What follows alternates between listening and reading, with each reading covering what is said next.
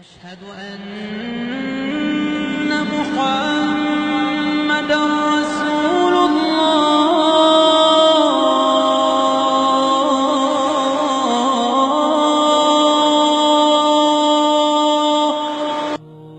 വർഗീയതയും ഭീകരവാദവും പ്രചരിപ്പിക്കുന്ന മുസ്ലിം നാമധാരികളും ഇസ്ലാമിനെക്കുറിച്ചും മുഹമ്മദ് നബിയെക്കുറിച്ചും തെറ്റിദ്ധരിച്ച സഹോദര മതവിശ്വാസികളും ഈ വാക്കുകൾ ചെവി തുറന്ന് കേൾക്കുക.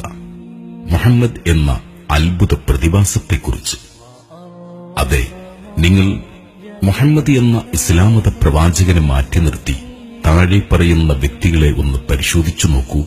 നിങ്ങൾക്ക് മനസ്സിലാകും എന്തായിരുന്നു മുഹമ്മദ് എന്നും എന്തുകൊണ്ട് അദ്ദേഹം ഇത്രയും ചർച്ച ചെയ്യപ്പെടുന്നു എന്നത്.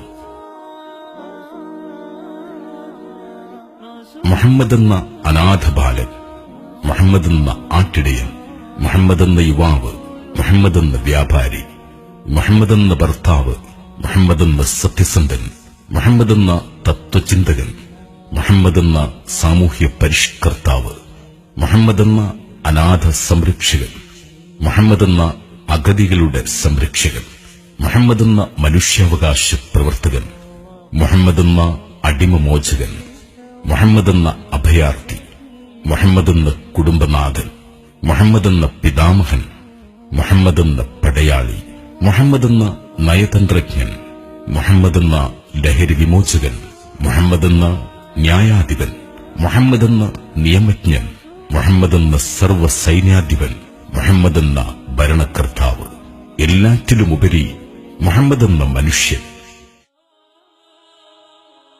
ഗ്രീക്ക് റോമൻ ഇതിഹാസങ്ങളിലെ കഥയല്ല മുഹമ്മദിന്റെ ജീവിതം. AD 571 ജനിച്ച് 632 മരിച്ച ആധുനിക കാലത്തെ മനുഷ്യൻ. നൂറ്റാണ്ടുകൾ കൊണ്ട് ചെയ്തു തീർക്കേണ്ട കാര്യങ്ങൾ ഒരു മനുഷ്യായുസ്സിനുള്ളിൽ ചെയ്തു തീർത്തു മഹാനായ പ്രവാചകൻ. അതും പാശ്ചാത്യരുടെ വാക്കുകളിൽ പറയുകയാണെങ്കിൽ സ്ഥിരമായ ഒരു സേനയില്ലാതെ, ഒരു അംഗരക്ഷകൻ പോലുമില്ലാതെ, ഒരു രാജകൊട്ടാരമില്ലാതെ, സ്ഥായിയായ ഒരു വരുമാനമില്ലാതെ ഒരു മാതൃകാ ഭരണം സ്ഥാപിച്ച് നടപ്പിൽ വരുത്തിയെന്നത് ആർക്കെങ്കിലും ആധികാരികമായി പറയാൻ സാധിക്കുമെങ്കിൽ അത് മുഹമ്മദിനു മാത്രമാണ്. ആ മുഹമ്മദ് എന്ന മനുഷ്യനെ ഒന്ന് പഠിക്കാൻ ശ്രമിക്കൂ. അനാഥ ബാലനിൽ നിന്നും അറേബ്യയുടെ ഭരണാധികാരിയിലേക്ക് നടന്നു നീങ്ങിയ വഴികൾ ഒന്ന് പരിശോധിച്ചു നോക്കിയാൽ നിങ്ങൾക്ക് മനസ്സിലാകും എന്തായിരുന്നു യഥാർത്ഥ മുഹമ്മദ് എന്ന്. വെളുത്ത സൽമാൻ ഫാരിസിനെയും കറുത്ത ബിലാലിനെയും ഒരേ നിരയിൽ അണിനിരത്തി വർണ്ണവിവേചനം അരുതെന്ന് ലോകത്തെ പഠിപ്പിച്ച പ്രവാചകൻ.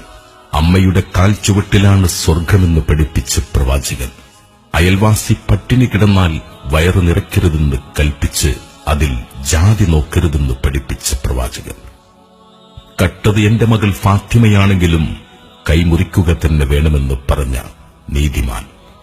മരിച്ചത് നമ്മുടെ മതത്തിൽപ്പെട്ട കുഞ്ഞുങ്ങളല്ല എന്ന് അനുയായി പറഞ്ഞപ്പോൾ കുഞ്ഞുങ്ങൾക്കെന്ത് മതമാണ് എന്ന് ചോദിച്ച് അനുയായിയെ ശകാരിച്ച പ്രവാചകൻ. മാതാപിതാക്കളോട് ചേ എന്ന വാക്കുപോലും പറയരുതെന്ന് പഠിപ്പിച്ച സ്നേഹപ്രവാചകൻ. മരണം മുന്നിൽ കണ്ടപ്പോഴും എന്റെ ജനത എന്നോർത്ത് കരഞ്ഞ പകരമില്ലാത്ത നേതാവ്. ഭർത്താവിനെ ശപിക്കരുതേ, ഭാര്യയെ നോട്ടം കൊണ്ടുപോലും വിഷമിപ്പിക്കരുതേ എന്ന് പഠിപ്പിച്ച കുടുംബനാഥൻ. പിതാവിന്റെ വിയർപ്പ് കുടുംബത്തിന്റെ നിലനിൽപ്പെന്ന് ഓർമ്മിപ്പിച്ച പ്രവാചകൻ.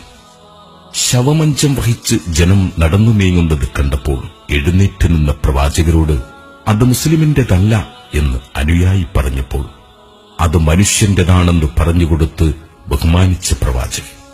ഭർത്താവ് മൊഴിചൊല്ലുന്നത് പോലെ അവനിൽ നിന്ന് നിനക്ക് തൃപ്തികരമായ ജീവിതം ലഭിച്ചില്ലെങ്കിൽ തിരിച്ച് നിനക്കും ഭർത്താവിനെ മൊഴിച്ചൊല്ലാമെന്ന് പഠിപ്പിച്ച് ആണിനും പെണ്ണിനും തുല്യനീതി ഉറപ്പാക്കിയ നീതിമാൻ. ഒരാളോട് പുഞ്ചിരിച്ചാൽ അത് ദാനമാണെന്നും നിനക്ക് നിന്റെ മതം, അവർക്ക് അവരുടെ മതം, മറ്റു മതങ്ങളെ പരിഹസിക്കരുതെന്നും പഠിപ്പിച്ച പ്രവാചകൻ. സ്ത്രീ എന്നാൽ ബഹുമാനിക്കപ്പെടേണ്ടവളും ആദരിക്കപ്പെടേണ്ടവളുമാണെന്ന് ആദ്യമേ പഠിപ്പിച്ച പ്രവാചകൻ. വഴി തടസ്സപ്പെടുത്തി ഒരു മുള്ളു കണ്ടാൽ പോലും ആ തടസ്സം നീക്കാതെ മുന്നോട്ട് പോവരുതെന്ന് പഠിപ്പിച്ച പ്രവാചകൻ. ഏറ്റവും ചിലവ് കുറഞ്ഞ വിവാഹമാണ് ഏറ്റവും മഹത്വമേറിയതെന്ന് പഠിപ്പിച്ച പ്രവാചകൻ. അറിവ് വിശ്വാസിയുടെ സമ്പത്താണ്. അത് എവിടെ കണ്ടാലും പെറുക്കിയെടുക്കണമെന്ന് ഓർമ്മിപ്പിച്ച പ്രവാചകൻ. പെണ്ണിന്റെ സുരക്ഷിതത്വമാണ് സമൂഹത്തിന്റെ നിലനിൽപ്പെന്നും പെൺമക്കളുള്ള കുടുംബമാണ് ഉത്തമ കുടുംബമെന്നും പഠിപ്പിച്ച പ്രവാചകൻ. നിന്റെ വിരലുകളിൽ നിന്നെ തിരിച്ചറിയാനുള്ള അടയാളമുണ്ടെന്ന് പഠിപ്പിച്ച പ്രവാചകൻ. അനാഥ കുട്ടികളുടെ മുമ്പിൽ സ്വന്തം കുട്ടിയെ ലാളിക്കരുതെന്ന് പഠിപ്പിച്ച കാരുണ്യ പ്രവാചകൻ.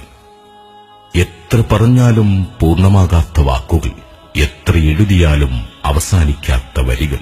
നിങ്ങളും ഇന്നു മുതൽ പഠിക്കൂ ആ മഹാനായ മനുഷ്യനെക്കുറിച്ച്. ഇസ്ലാം മതത്തിന്റെ അന്തസത്ത അറിയാത്ത മുസ്ലിം നാമധാരികളായ ഭീകരവാദികളുടെ തടവറയിൽ നിന്ന് മോചിപ്പിക്കുവിൻ ഈ മനുഷ്യസ്നേഹിയായ മുഹമ്മദിനെ. മുസ്ലിമേ, അറിയുക, നിങ്ങൾക്ക് നിങ്ങളുടെ സഹോദര സമുദായത്തിലെ സുഹൃത്തിന് നൽകാവുന്ന ഏറ്റവും നല്ല സമ്മാനമാണ് ഖുർആൻ പരിഭാഷയും മുഹമ്മദ് നബിയുടെ ജീവിത ചരിത്രവും. ഒരുപക്ഷെ നിങ്ങൾ ജീവിതത്തിൽ ചെയ്യുന്ന ഏറ്റവും വലിയ സൽക്കർമ്മവും അത് തന്നെ.